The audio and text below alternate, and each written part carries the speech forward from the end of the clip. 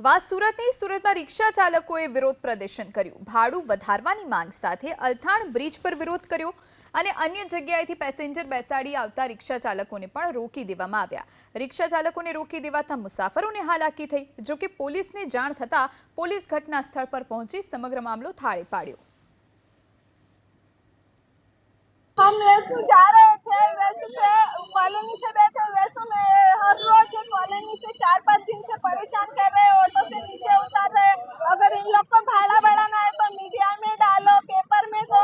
ऐसे बीच रास्ते में लेडीज लोग को परेशान करने की इन लोग की इजाजत नहीं है। हम लोग भी ड्यूटी जाते हैं, हमको भी सामने वाले से बहुत डांट खानी पड़ती है। लोग उतरिए, भाड़ा बढ़ गया, ये कोई तरीका नहीं होता है। सब लोग अपने काम पे जाते रहते सुबह, और किसी का फालतू टाइम नहीं होता है। कुछ भी गुंडागर्दी ऐसी चलती नहीं है। पुलिस के होते हुए भी ये लोग ऐसे काम करते हैं। आप ही बताइए भैया, ऐसा कोई करता है क्या?